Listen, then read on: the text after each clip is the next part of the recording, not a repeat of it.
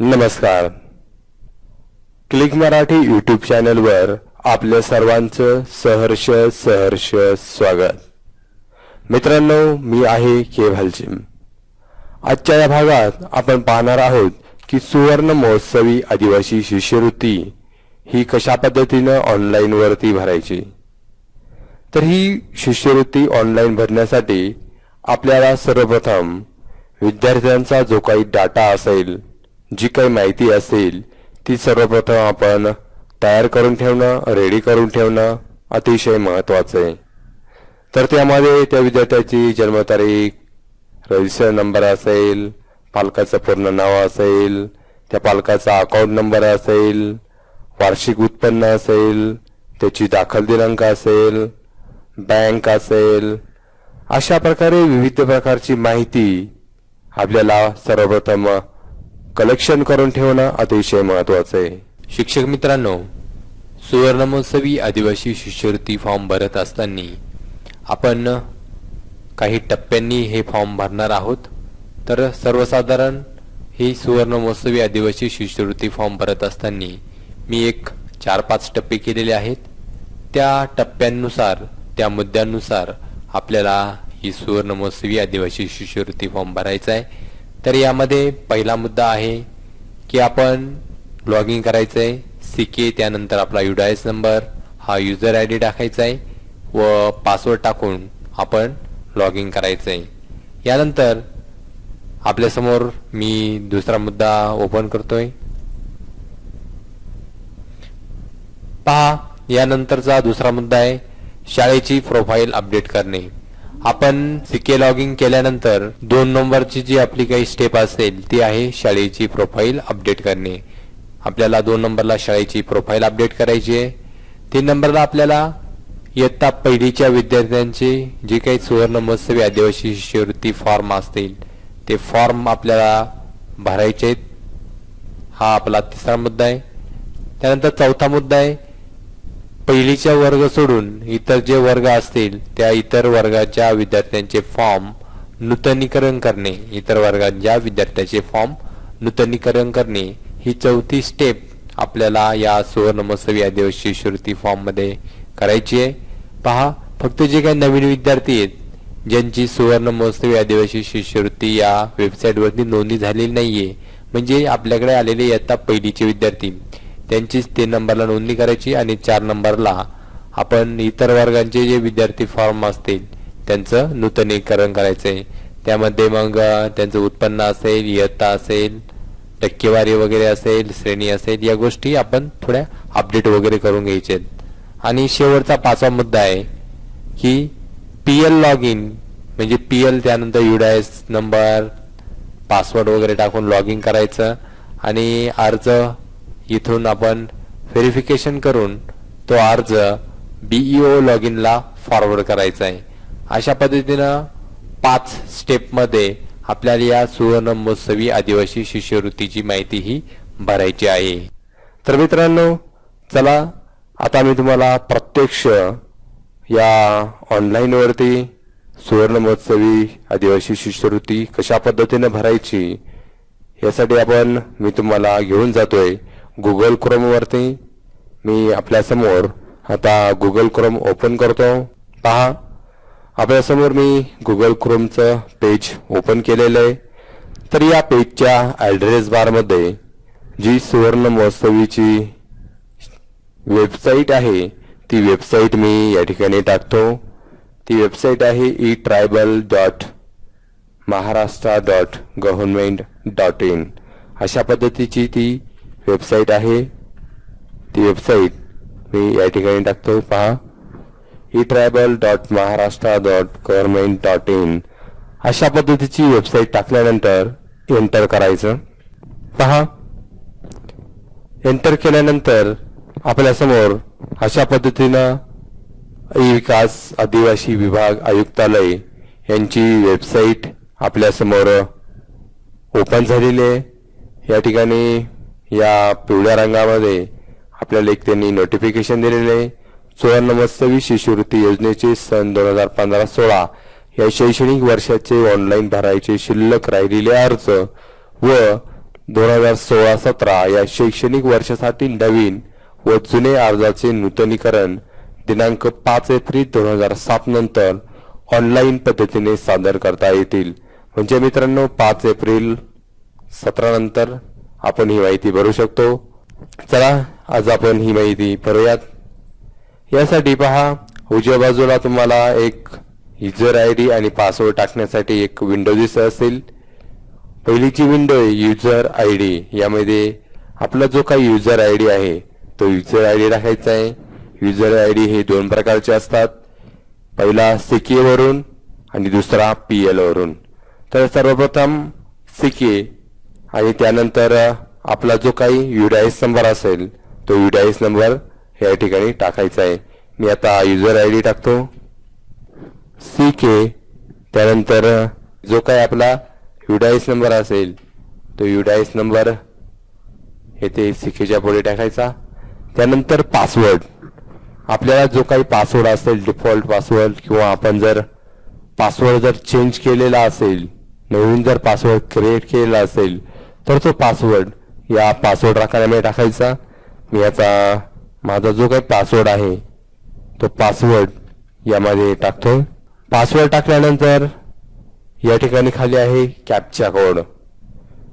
या चौकोनामध्ये जी काही अक्षरं दिसतात ती अक्षरं तुम्ही या पुढील चौकोनामध्ये टाकणं आवश्यक आहे. पहा, येथे म्हटलेलं आहे चित्रात दाखवलेली अक्षरे लिहा. तर ही जी अक्षर दिसतात ती अक्षरे आता आपण ते टाईप करूयात. ही सर्व माहिती भरल्यानंतर युजर आय डी, पासवर्ड आणि कॅप्चा कोड, त्यानंतर सबमिट या ऑप्शनवरती क्लिक करायचं. पहा, सबमिट ऑप्शनवर क्लिक केल्यानंतर अशा पद्धतीनं सुवर्ण महोत्सवीचं एक नवीन पेज, आपण या सुवर्ण महोत्सवीच्या होम पेजवरती गेलेलो आहोत.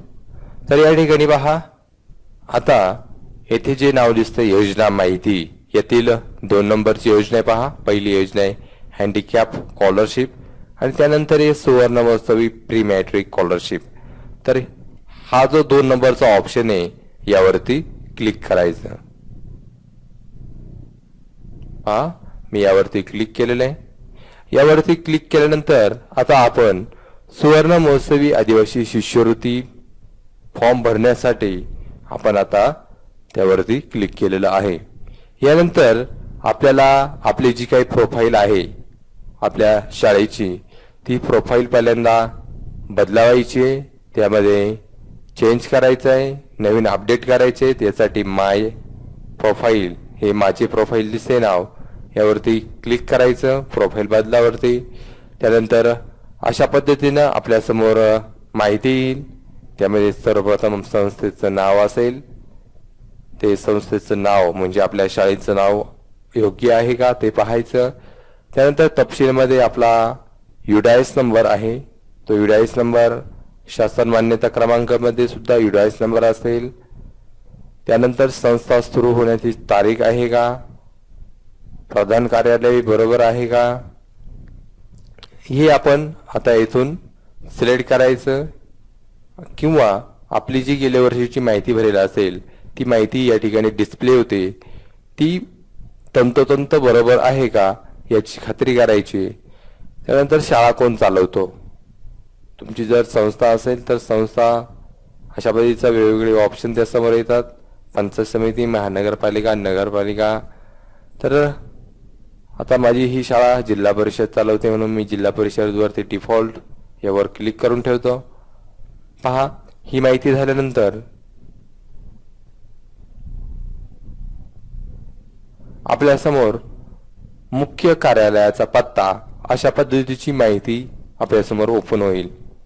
त्याच पेजवरती खाली स्क्रोल केल्यानंतर ही माहिती, तर त्यामध्ये आपल्या प्रतिमध्ये आपल्या शाळेचं नाव असेल, इमारतीचा क्रमांक, रस्ता क्रमांक काय असेल, त्यानंतर जवळची काही एखादी आपल्या शाळेजवळची काही खूण असेल अतिशय महत्वाची अशी, तर ती खूण, आपल्या गावाचं शहराचं नाव टाकायचं आहे, राज्य सिलेक्ट करायचं आहे, त्यानंतर जिल्हा, त्यानंतर तालुका असेल तो तालुका येथून सिलेक्ट करायचा आहे, मतदारसंघ कोणता असेल तो मतदारसंघ आपण येथून सिलेक्ट करायचा आहे, आणि पिनकोड नंबर. अशा पद्धतीची मुख्य कार्यालयाचा जो काही पत्ता आहे ती माहिती ऑलरेडी डिफॉल्ट माहिती आलेली आहे. ती फक्त जस्ट आपण ओव्हरलुक करून त्यात काही बदल करायचा असेल तर तो बदल इथून करायचा आहे. त्यानंतर पुढे सध्याचा पत्ता. सध्याच्या पत्तामध्ये पहिला ऑप्शन आहे पत्र व्यवहाराचा पत्ता आणि मुख्य कार्यालयाचा पत्ता एकच आहे काय. जर तुमचा मुख्य कार्यालयाचा म्हणजे या ठिकाणी वरती जो पत्ता आहे तो पत्ता आणि सध्याचा आता जो काही पत्ता आहे तो जर सेम असेल तर होय या ऑप्शनवरती क्लिक करायचं. आता माझा मुख्य कार्यालयाचा पत्ता आणि सध्याचा पत्ता हे दोन्ही सेम आहेत. जर अनेक वेळा काही संस्था असतात, इतर काही शाळा असतात, त्यांचा मुख्य कार्यालयाचा पत्ता वेगळा असतो आणि शाळेच्या वेगवेगळ्या ब्रँचेस असतात, त्यांचा तो पत्ता वेगळा असू शकतो. त्यामुळे येथे होय नाही अशा पद्धतीचे दोन ऑप्शन आहेत. ते तुम्ही आपापल्या परिस्थितीनुसार सध्याचा पत्ता होय नाही यावरती चेकमार्क करायचं, टिकमार्क करायची आहे. पहा, सध्याचा पत्ता म्हटल्यानंतर जी काही आपली वरची मुख्य कार्यालयाची जी काही माहिती असेल, पत्ता असेल, तीच डिफॉल्ट माहिती सर्व खाली आपोआप सिलेक्ट होईल.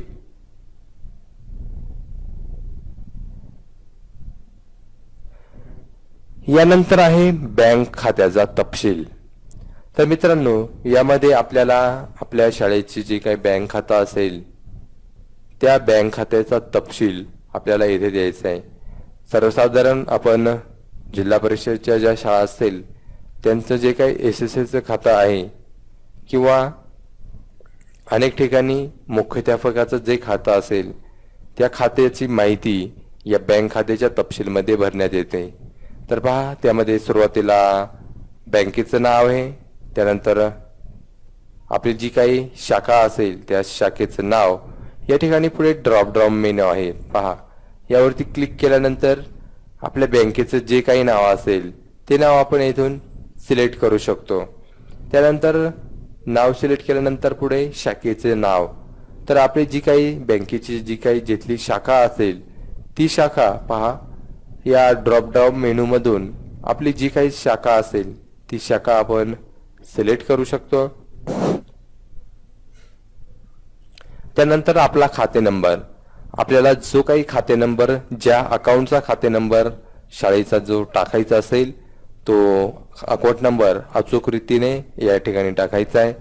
त्यानंतर खात्याचा प्रकार, आपलं जे काही खाते असेल, बचत खातं की चालू खातं, तर सर्वसाधारण चालू खातं असेल तर यावरती क्लिक करायचं. त्यानंतर पुढे संस्थेच्या प्रमुखाची माहिती. त्यामध्ये पहिला ऑप्शन आहे संस्थेच्या प्रमुखाचे नाव आणि टेलिफोन क्रमांक. तर इथून पहा, संस्थेच्या प्रमुखाचं नाव, आपली जी काही जिल्हा परिषदेच्या शाळा असतील तर ते तुम्ही टाकू शकता. हेड ऑफ ZP स्कूल, तुमच्या शाळेचं जे काही नाव असेल ते. त्यानंतर टेलिफोन क्रमांक, आपल्या शाळेत जर टेलिफोन क्रमांक जर उपलब्ध असेल तर तो टेलिफोन क्रमांक इथे टाकू शकतो.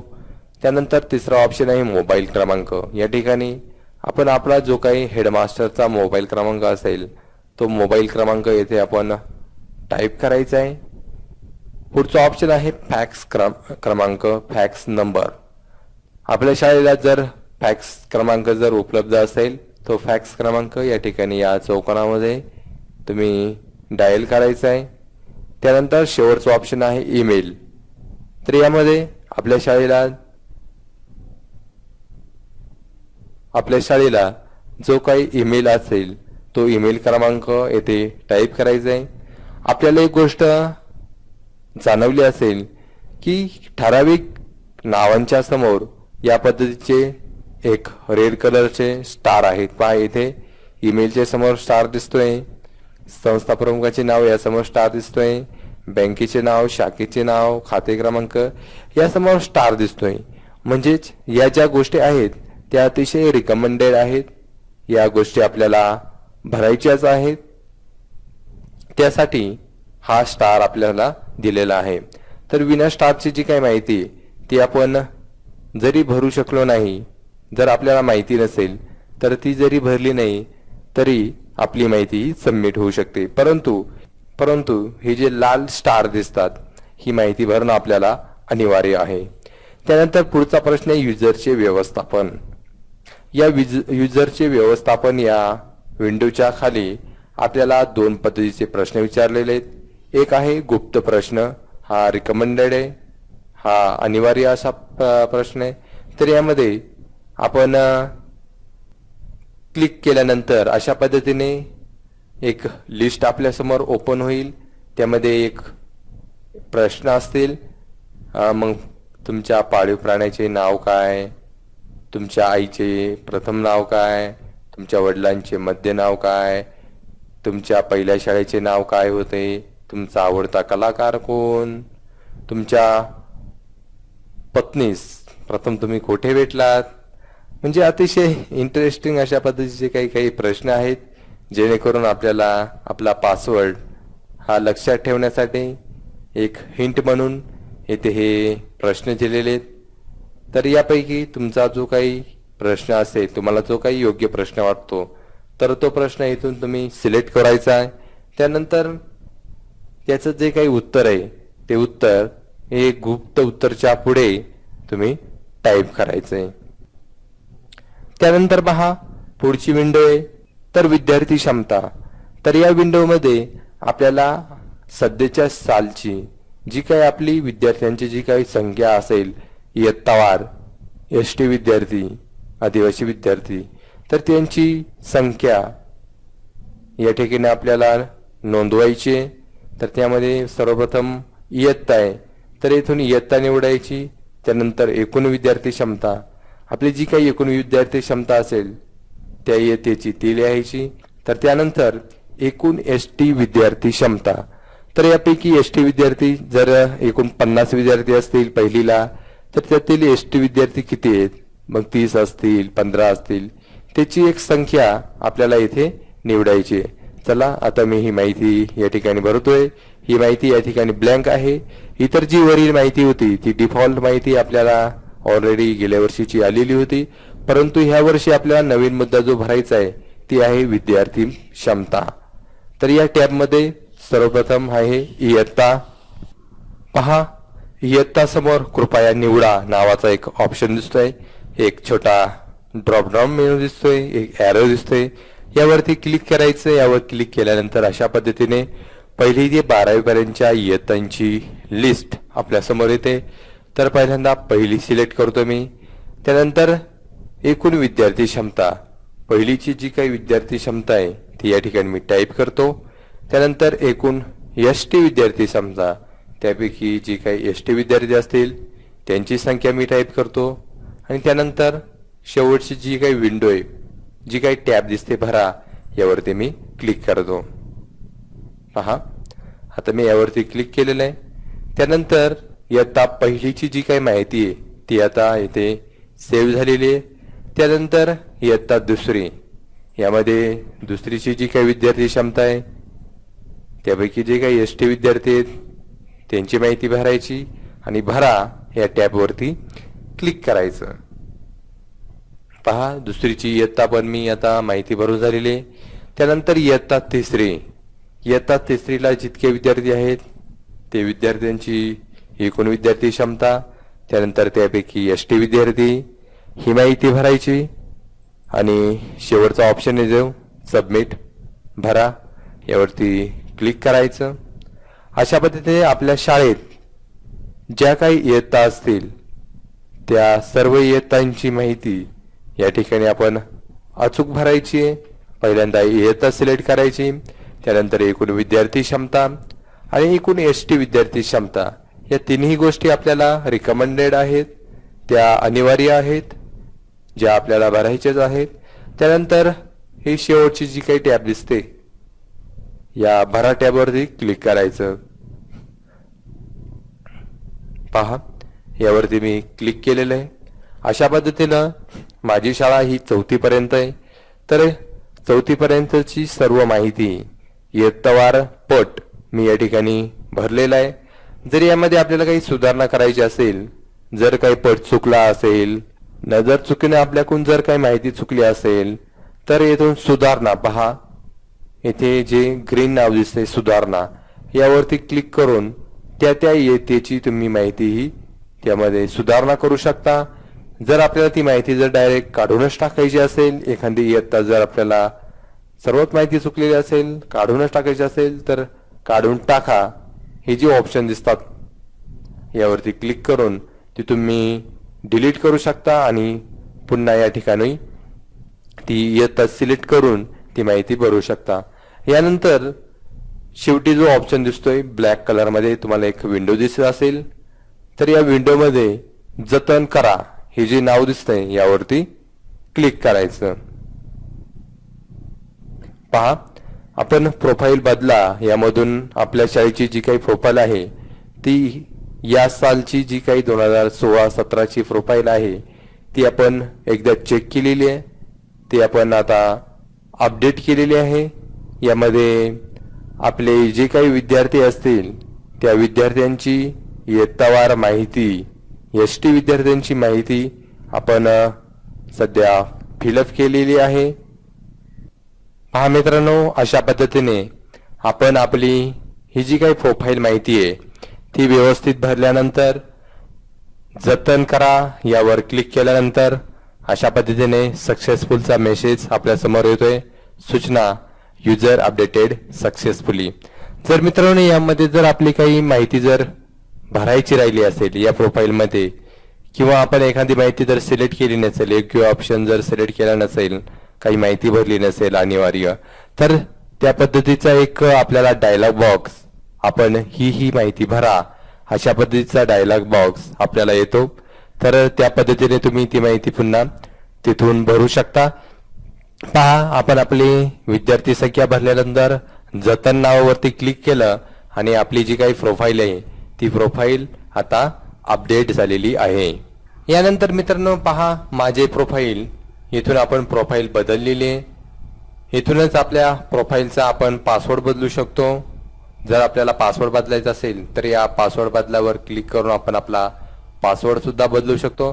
त्यानंतर आहे शिष्यवृत्ती व्यवस्थापन.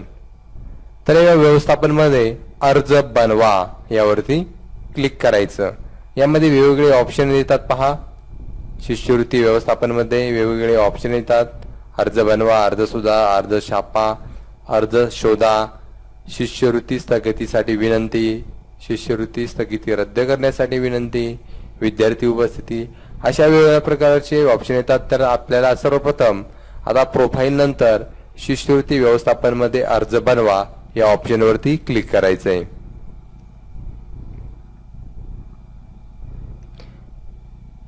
पहा, अर्ज बनवा या ऑप्शनवरती मी क्लिक केलेलं आहे.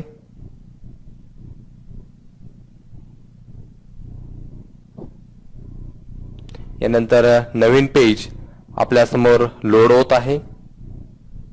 ही वेबसाईट थोडी कधी कधी स्लो चालते. तर पहा, या ठिकाणी अर्ज भरणे अशा पद्धतीचा एक ऑप्शन आलेला आहे. त्यानंतर एक नवीन सूचना दिलेली आहे बघा, रेड कलरमध्ये स्टार चिन्ह असलेले सर्व फील्ड्स आवश्यक आहेत. म्हणजे ज्या ठिकाणी स्टार असेल, पहा अर्जदाराचे नाव या समोर स्टार दिसतोय, किंवा वडिलांचे नाव या समोर स्टार दिसतोय, आईचे नाव याच्या अगोदर स्टार दिसतोय. तर या सर्व गोष्टी भरणं अनिवार्य स्वरूपाचं आहे. चला तर आपण आता अर्ज एक भरणार आहोत. पहिल्यांदा आहे आधार क्रमांक. जर आपल्याकडं त्या विद्यार्थ्याचा आधार क्रमांक असेल तर तो आधार क्रमांक योग्य पद्धतीने या ठिकाणी भरायचा आहे. मी आधार क्रमांक टाईप करतोय. आधार क्रमांक टाकल्यानंतर आहे अर्जदाराचे नाव. पहिल्यांदा आपल्याला त्याचं पहिलं नाव टाकायचंय, फर्स्ट नेम. ही जी विंडो दिसते इथे फर्स्ट नेम टाकायचं, त्यानंतर मिडल नेम आणि त्यानंतर लास्ट नेम, जे काही त्याचं सरनेम असेल ते टाकायचंय. पहिल्यांदा मी या विद्यार्थ्याचं फर्स्ट नेम टाकतो. फर्स्ट नेम टाकल्यानंतर त्याचं वडिलांचं नाव मिडल नेम. मिडल नेम टाकल्यानंतर त्याचं जे काही आडनाव आहे ते आडनाव मी या ठिकाणी लास्टला टाकतो.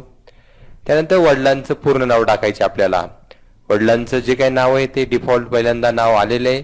त्यानंतर त्यांच्या वडिलांचं नाव आपल्याला या ठिकाणी टाईप करायचं आहे. पहा, वडिलांचं नाव टाईप केल्यानंतर त्या विद्यार्थ्याच्या आईचं नाव आपल्याला टाईप करायचं आहे. मी त्या विद्यार्थ्याच्या आईचं नाव टाईप करतो. त्यानंतर त्या विद्यार्थ्याचा जन्मदिनांक, जो काही जन्मदिनांक आहे त्या विद्यार्थ्याचा, तो जन्मदिनांक आपल्याला येथे टाईप करायचा आहे. जन्मदिनांक टाईप केल्यानंतर त्याचं जे काही वय आहे ते ऑटोमॅटिकली या पुढच्या राखान्यामध्ये डिस्प्ले होईल. त्यानंतर पुढचा ऑप्शन आहे लिंग. तो जो विद्यार्थी तो स्त्री, पुरुष किंवा अन्य जे काही असेल ते आपण या ठिकाणी सिलेक्ट करायचं आहे. तर हा विद्यार्थी पुरुष आहे, यामुळं पुरुष या नावावरती मी चेक मार्क करतो, टिक मार्क करतो. त्यानंतर आई वडिलांचा व्यवसाय. तर यामध्ये आई वडिलांचा जो काही व्यवसाय असेल, उच्चाधिकारी असेल, औद्योगिक व्यवस्थापक असेल, मुख्य व्यवस्थापक, गणितज्ञ, शिक्षक, इतर व्यवसाय, अशा पद्धतीचे वेगवेगळे व्यवसाय यामध्ये नोंदवलेले आहेत. तर येथून तुम्ही जो काही व्यवसाय असेल तो व्यवसाय तुम्ही सिलेक्ट करू शकता. तर मी या विद्यार्थ्याचा व्यवसाय इथून सिलेक्ट करतो. तर त्याच्या पुढे त्याच्या वडिलांचं जे काही एकूण वार्षिक उत्पन्न असेल ते वार्षिक उत्पन्न आपण इथे टाईप करायचं आहे. वार्षिक उत्पन्नानंतर खाली ऑप्शन आहे जनरल रजिस्टर नंबर. तर येथून त्या विद्यार्थ्याचा जनरल रजिस्टर क्रमांक असेल तो रजिस्टर क्रमांक टाईप करायचा आहे. अशा पद्धतीने अर्जदाराची जी काही माहिती, आधार क्रमांक, अर्जदाराचे नाव, वडिलांचे नाव, आईचे नाव, जन्मदिनांक, लिंग, आईवडिलांचा व्यवसाय आणि जनरल रजिस्टर क्रमांक, ही माहिती अर्जदाराच्या माहिती या ऑप्शनमध्ये भरायची. त्यानंतर पुढचा एक विंडो दिसते आपल्याला, अपंगत्वाचा तपशील.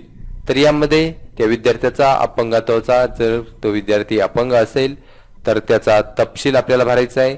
अपंग आहे काय जर असेल तर हा जो चौकोन दिसतोय या चौकोनावर चेक मार्क करायचं, किंवा जर नसेल तर तो चौकोन अनचेक ठेवायचा आहे.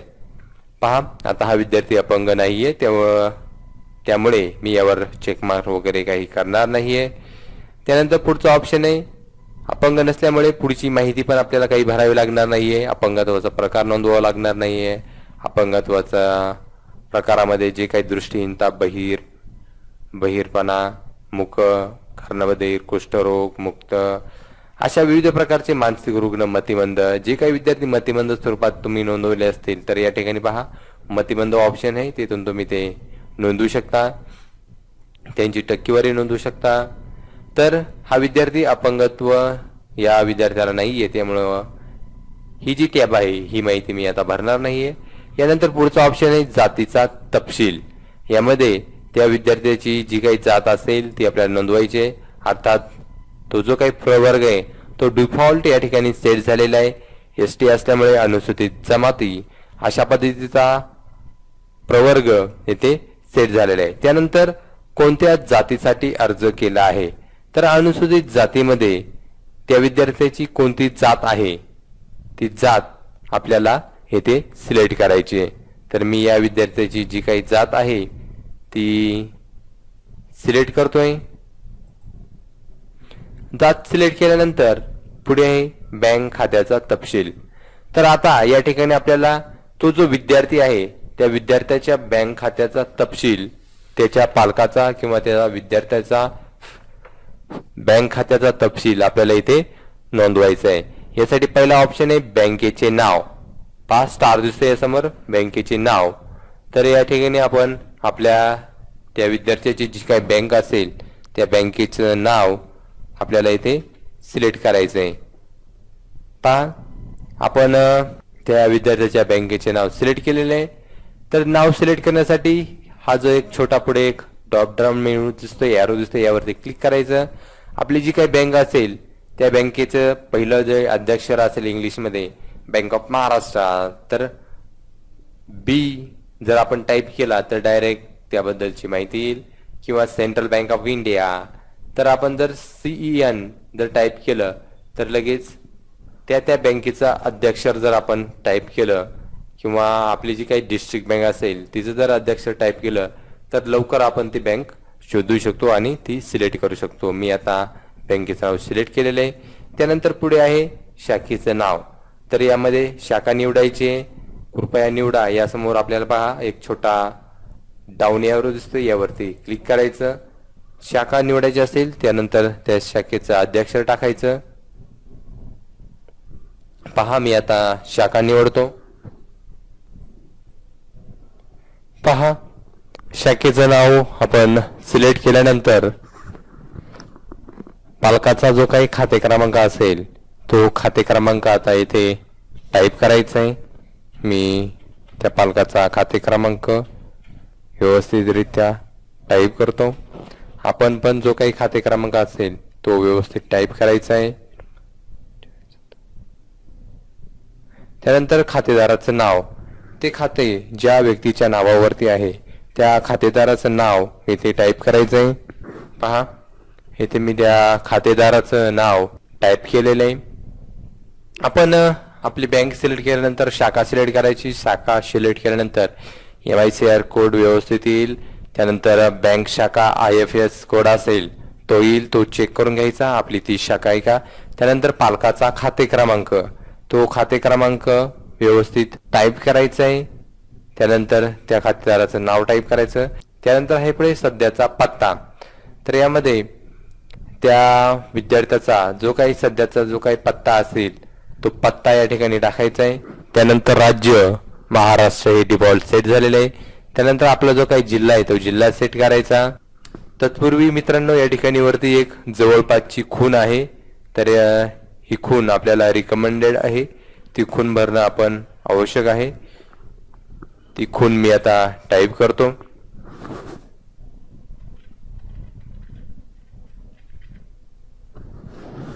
पहा जिल्हा ऍक्सेप्ट झालेला आहे. त्यानंतर पुढे आहे तालुका. आपला जो काही तालुका असेल तो तालुका सिलेक्ट करायचा आहे. त्यानंतर पिनकोड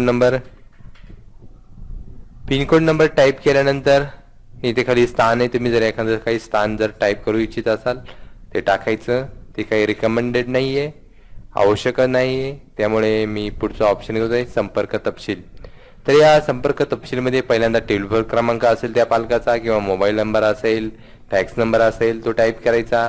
त्यानंतर ईमेल ॲड्रेस, पहा ईमेल इथे अनिवार्य केलेला आहे. तर या ठिकाणी त्या पालकाचा ईमेल असेल तर तो टाकू शकता किंवा आपला जो काही शाळेचा ईमेल ID आहे तो आपण इथे टाकणार आहोत. मी आता माझ्या शाळेचा ईमेल ID टाकतो. पहा इथे मी माझ्या शाळेचा ईमेल ID टाकलेला आहे. त्यानंतर पुढे शैक्षणिक माहिती, सध्याचा या विद्यार्थ्याची जी काही शैक्षणिक माहिती ती शैक्षणिक माहिती आपल्याला या ठिकाणी भरायची आहे. तो विद्यार्थी आता पहिलीला आहे त्यामुळे पहिली सिलेक्ट करतो. त्याची जी काही तुकडी असेल ती तुकडी या ठिकाणी टाईप करायची.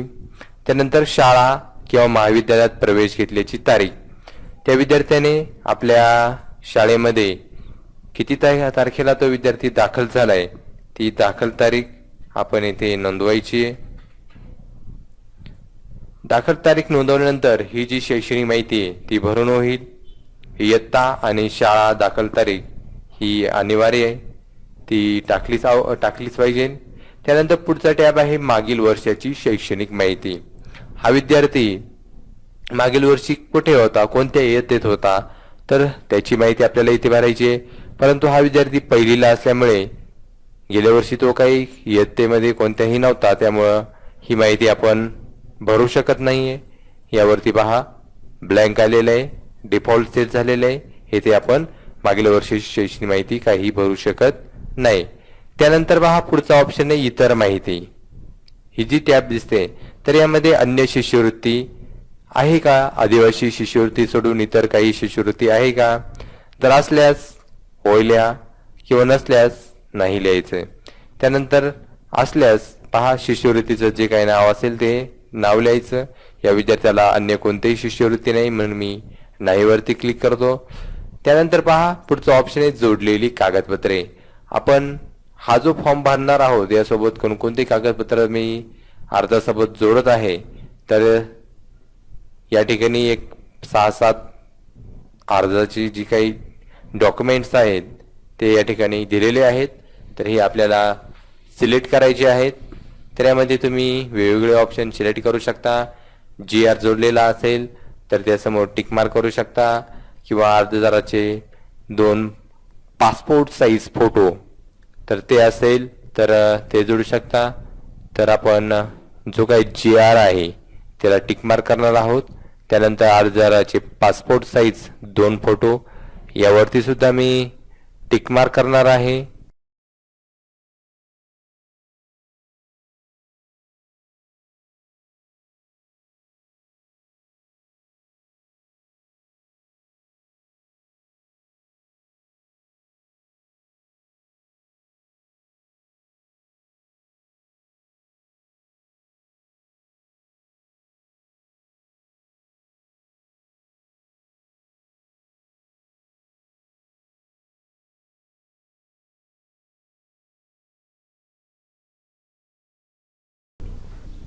पहा, अर्ज नूतनीकरण करण्यासाठी शिष्यवृत्ती व्यवस्थापन अर्ज सुधारा यावरती क्लिक करायचं.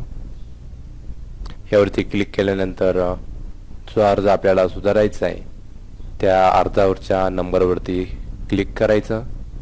हे जे काय अर्ज क्रमांक आहेत त्या क्रमांकावरती मी आता क्लिक केलेले.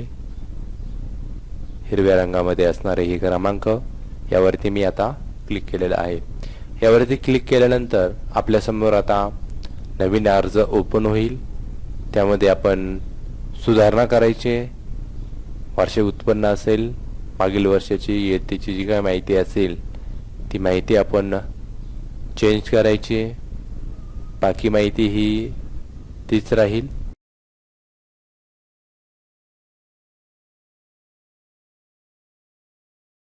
पहा, आपण सर्व अर्ज हे CK लॉगिंग वरून अपडेट करून घेतलेले आहेत.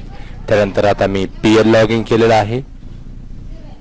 CK लॉगिंग वर इयत्ता 2री ते इयत्ता 4थी पर्यंतचे जे काय माझा वर्ग आहेत त्या सर्व विद्यार्थ्यांचे अर्ज मी आता अपडेट करून घेतलेले आहेत.